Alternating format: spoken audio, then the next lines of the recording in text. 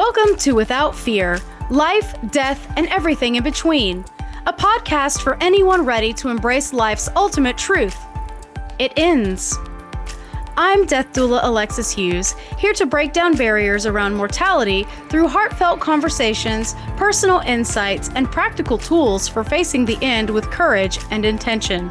Whether you're curious about death, navigating grief, or seeking ways to live more fully, this is your safe space to explore life's most transformative topics.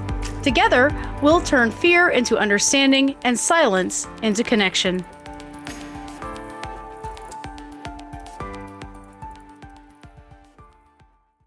You've returned, and I'm grateful.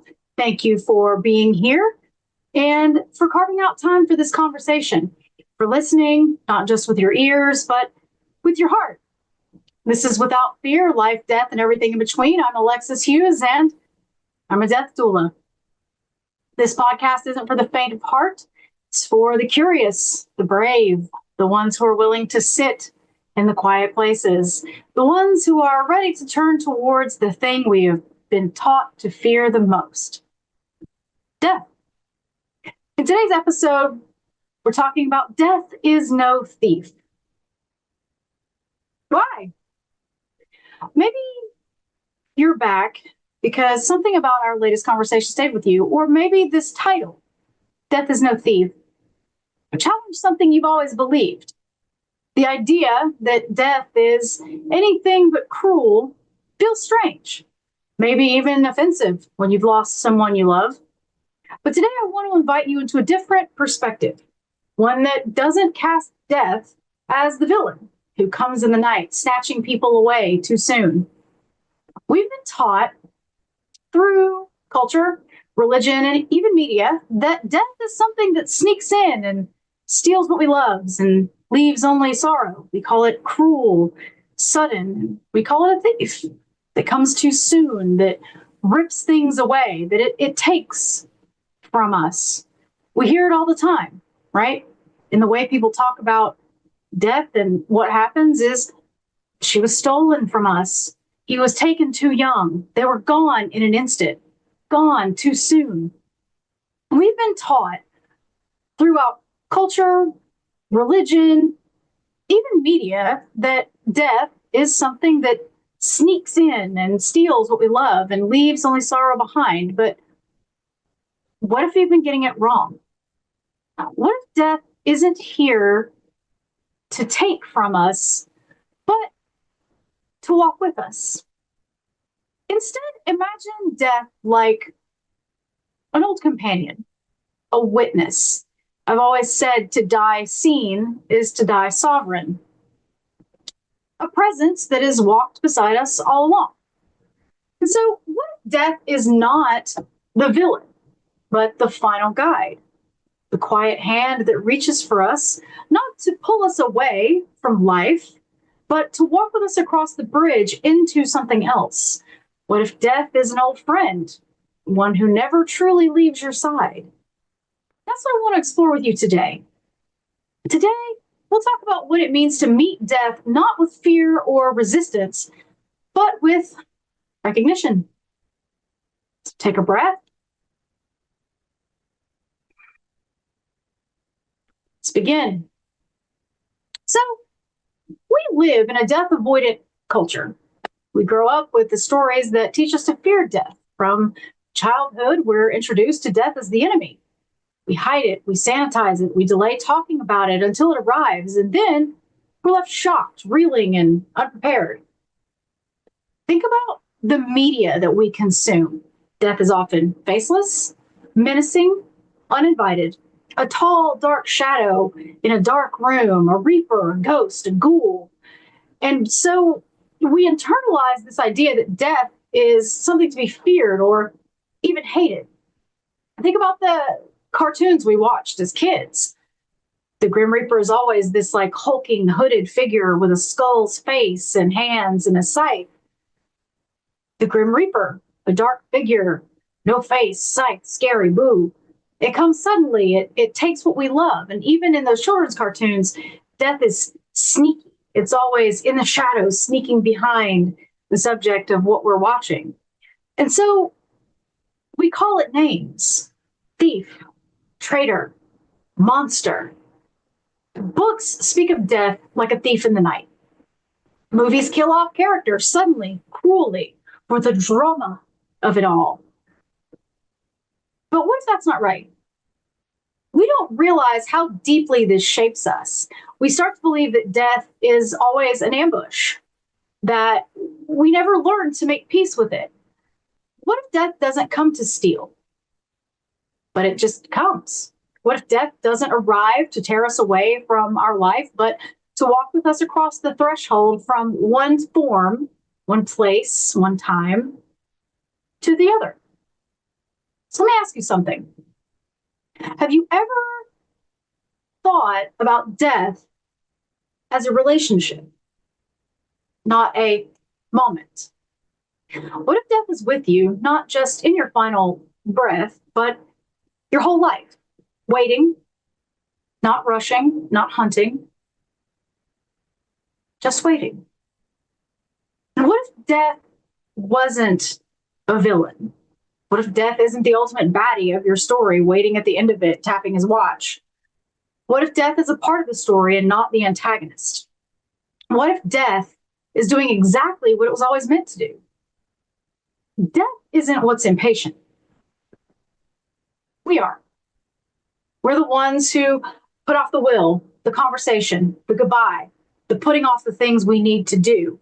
And then we blame death when it jumps us before we complete those things, like it's death's fault. When death finally arrives, we say, well, it came out of nowhere. But death doesn't come out of nowhere. It's always been there. We just don't like to look. I once sat with a man named Harold, who was in the final stages of ALS. His body had all but given up, and his mind, so real sharp. Sharp enough to know exactly what was coming. One day I helped adjust his blanket and we were chatting a little bit, and he looked at me and he goes, I've been thinking a lot about death. Not in a scared way. I think it's already here. I just, kept doing what I was doing, and I asked him what he meant. And he said, I don't think death arrives at the end. I think it just sits quietly in the room. I think it's been here for weeks, just waiting, not rushing, just waiting for me to be ready. Harold didn't see death as a thief. He wasn't being stalked. He saw death as a companion, someone patient, something respectful. And when his final moment came, it was peaceful, as if someone and something had just shifted, stepping from one room into the next. Which reminds me of another man who doorways kind of become a theme here. And there is no right answer about what happens at death or anything like that, but I hear doorway a lot. And I sat vigil with a man in his 90s. His name was Charles. Quiet, stoic, super private. He didn't really talk much during his illness. But the night before he died, he turned to me and he kind of pointed. He said, he's at the door. I looked and there was nobody there. I didn't know if he meant, on the hospice team or someone in the family. So I turned but he's there. And so I asked him what he meant. He smiled and he said, death. He's been here before, but now he's ready. I'm ready. I'm not scared. And he looked away like he could see him, making eye contact. And he said, he's waiting until I'm ready. And he passed peacefully the next morning. He just didn't wake up. And I don't know what Charles saw, but I know this. He didn't feel robbed or stalked. He felt met. He didn't feel like he was being taken. He was being waited for patiently, and he left when he was ready. So where do we get this idea from? That death takes what isn't death's to take. It's understandable. When someone we love dies, especially suddenly, especially young, we feel robbed. And that pain is real. I would never take that away from you. That grief is valid. But death doesn't cause our suffering. What causes that is how much we love. And I've talked about this before. And grief, as they say, is just love with nowhere to go. When we say death comes too soon, and why do we paint death as a thief? Because we don't want to believe we had time and didn't use it. It's easier to blame death for being early than to ask, did I do everything I could while they were here? It's easier to call death unfair than to admit I wasn't ready to say goodbye. But here's the truth that breaks our hearts wide open. You're never going to be ready, and death didn't come early. You just regret not saying or doing the things that you needed to say and do. That is why we feel robbed when death takes someone from us. You weren't done. According to a 2022 study, only 37% of Americans have written down their end-of-life wishes, and fewer than half have been discussed with their family. Death always comes on time. It's us who aren't ready. Not because we haven't had the conversations, not ready because we haven't made peace with our own impermanence, not ready because we believed we had more time. I once worked with a woman named Emma who had been ill for a long time. She was sharp, funny, completely unafraid of dying. One morning, her daughter told me, I feel like death is in the room. Emma heard her and smiled. She said, oh, honey, it's been here all week. She said, it's just waiting for me to say I'm ready, to tell you it's okay. And she did. She looked at her daughter and she said, I'm totally fine with it if you are. The daughter said, okay, Mom, if you're good, I'm good. And that night, Emma passed away, peacefully, quietly, with her daughter's hand in hers. Death didn't take her. She walked towards death, like meeting a friend who had waited patiently. We don't run towards death, but we can walk our life to death. Friend Ruth was 99. She outlived 2 husbands and all of her siblings, had several friends. She told me once, I don't fear death because I've been close to him my whole life. Every time I lost someone, I met a part of death. And now I think death remembers me. She died with her daughter reading to her, and her final words, she looked up and she said, oh, it's you. And then she smiled and went silent forever. You're listening to Without Fear, Life, Death, and Everything in Between on Transformation Talk Radio. If this episode is speaking to you, I invite you to visit my website, withoutfeardoula.com. You'll find grief support, advanced care planning, writing prompts, and more ways to prepare for death, not just practically, but emotionally and spiritually. If you're ready to start your own conversation or learn to do this sacred work, I can help. That's withoutfeardoula.com. Let's walk through this together. Stop waiting for the right time to live and live now. We'll see you after the break.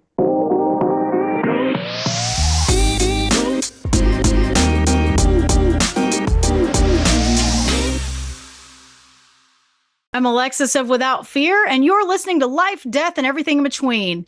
In this episode, we are talking about the personification of death in our lives, our cultures, and our conversations that shape how we feel about dying. So I think if we stop casting death as the enemy, we can begin to really build a different relationship with it. Not one of terror, but curiosity, even gratitude. Because death shows us what matters. It teaches us how precious our days are. It wakes us up to life. We talk about death like death is against us, but death is of us. The moment you are born, you begin to die. You begin that inevitable slow walk to death. And sometimes death just meets you a little closer than we would have liked. Trees shed their leaves. It's the natural cycle of everything. Animals die, return to the earth, the sun sets, the tide goes out. Nothing gold can stay. In many cultures, death is not a monster, but a guide. In ancient Greek mythology, it was Hermes, not Hades, who escorted souls to the underworld. In some traditions, death is a bridge, not a wall, a sacred escort, a threshold guardian. In many cultures and spiritual tradition, Death isn't hidden at all. In Tibetan Buddhism, death is not seen as an ending, it's a transition, and it is meditated on openly. In ancient Greek mythology, souls were escorted to the afterlife. They weren't kidnapped. And in the Christian tradition, there's the image of walking through the valley of the shadow of death, not alone, but accompanied. We were never meant to face death without support in this realm or the next. In some Mexican and Central American traditions, death is celebrated and honored, like in Dia de los Muertos. In ancient Greek, there was Charon, the ferryman, not a thief, but a guide and a companion. When I talk to people at the end of their lives, I often ask them if they feel alone. And many of them say, no, there is something here. Often they describe that something not as frightening, but as comforting. I once sat with a man, let's call him Adam, who was approaching his final days with quiet reflection. His family had gathered, hospice was in place, he was surrounded by the people that loved him, everything all squared, bow at the top. And then he told me, I used to think death would sneak in and blow out the candle when I wasn't looking. But now I realize that death is the one who's been keeping the flame from flickering out soon. Death isn't the wind, it's the hand cupping around the light. And that stayed with me for years. What if death isn't the wind that snuffs our flame, but the one who waits until we're ready and then gently lets it go out? Like a hand reaching out in the dark, or an old friend arriving just at the right time. Death isn't a stranger. Death is familiar, because death is a part of the design. We call death a primordial fear because it is the one thing that our brains and our spirit and our living being struggle against our whole life. Your brain's entire job is to keep you alive.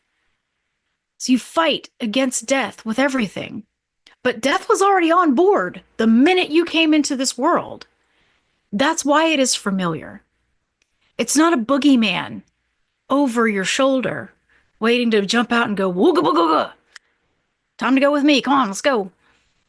Death is part of the design. My friend Harold was in his late 70s.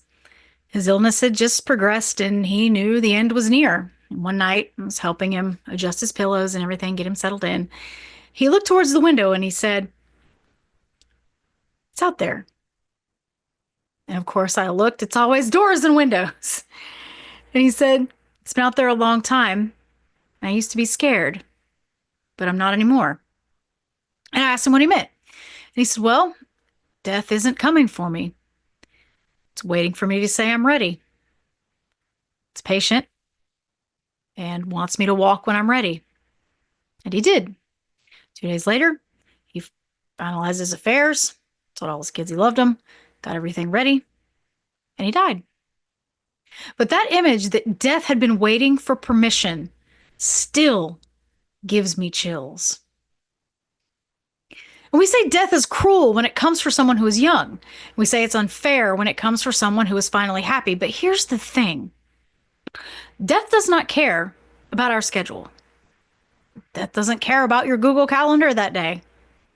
Death isn't governed by our sense of fairness or timeliness. And yet it always comes with precision. Not a minute too soon, not a second too late. It doesn't matter how many red lights you run. If the person in that hospital is going to die at their allotted time and you're not supposed to be there, you're not going to make it. And that's okay. Not a minute too soon and not a second too late. The tragedy isn't that death comes. The tragedy is that we haven't made peace with that truth. According to a 2021 Pew study, 70 some odd % of Americans have not made their wishes known. That means most people die without clearly telling their loved ones what they want. And we think death is unfair. But what is unfair is how little we talk about it. What is unfair is leaving your affairs and probate and the struggle and your ultimate interment decisions to a family you didn't prepare. People leave behind grieving families who don't know where the will is, partners who don't know if their person wanted to be cremated or buried, children forced to guess what their parents would have wanted. It's not death that creates this chaos. It's the silence we keep around death. That we live like we have unlimited time. Death isn't stealing anything. We aren't talking about it. We leave the words unsaid. We postpone joy. We delay healing. If you knew death was sitting in the next room, not lurking, but waiting for you to be ready, what would you do differently today? So why does this matter? Because the story we tell about death shapes the way we live. If we think death is the enemy, we spend our lives in fear. We avoid grief. We'll avoid conversations. We'll live half-lives. But what if we see death as a guide, as a teacher, as a closing chapter of a beautiful book? Well, then we live more intentionally. What if you stop trying to avoid death and you instead decided to meet it well? I once supported a woman named Hannah, and in her final weeks, she had lived through an incredible loss. Parents, a spouse, even all of her children had preceded her into death. When I asked her how she felt about death coming for her, she smiled softly and she said, "Honey, death doesn't come for me. Death comes with me. I am going to death. It waits to take me to them." I asked her what she meant. And she said, "Death has been with me since the day I was born. Quiet, patient, never cruel. When I lost my son, death sat with me in the nursery. When I buried my husband, death walked behind me with an umbrella. And now, death is going to walk me home to be with them now." And that has never left me. That image, her words, is just branded in my brain. And there's the old adage that death is going to come get me himself, otherwise I'm not going. And what if you lived so fully that death would be sad to have to come and retrieve you for the next adventure beyond this one? What if you were such a baddie that death was like, "Oh man," when your time came up? So I want you to try something for me. I'm going to give you some homework. Let's stop imagining death as a thief. Instead, imagine death as a gentle hand on your shoulder, a silent guest at every dinner table, a loyal companion who promises you're not going to walk into the unknown alone. Death is just kind of that parent standing at a production, encouraging you to just go. Let death be the force that invites you to live more fully, love more fully, forgive more quickly, and let go more gently. When we make peace with this truth, something changes. We stop avoiding, we start living, we say what needs to be said, we love more freely, we forgive faster. And when our time comes, we don't have to go out swinging. You don't have to fear death. Death isn't here to punish you. It's here to walk you home. And when the time comes, you won't go alone. You will be met, you will be known, you will be loved. Death isn't the thief. Death is the one who catches you when you step through the doorway and guides you to the next thing. If this episode stirred something in you, please subscribe, share, and leave a review. If you're feeling called to be with others in their dying or simply want to understand death more deeply, I want to invite you to take the next step. My End of Life Doula course, in partnership with Cleveland State College, is open for registration right now. This is a powerful, immersive learning experience designed to equip you with the tools, mindset, and presence to sit with others at the threshold. Whether you want to do this professionally or you're walking through death with someone you love, this course is for you. Registration closes May 6th. Seats are limited, and you can find all the details at withoutfeardoula.com. Until next time, live well, love deeply, and let's talk about death without fear.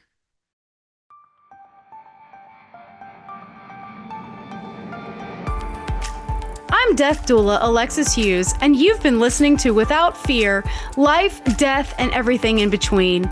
Join me every third Monday, 3:30 p.m. Pacific, 6:30 p.m. Eastern Standard on Transformation Talk Radio for honest conversations about life's final chapter. Together, we'll break down barriers around mortality and empower you with practical tools to start meaningful conversations with your loved ones about end-of-life wishes. To learn more about end-of-life support and my work as a death doula, visit withoutfeardoula.com. Thanks for listening.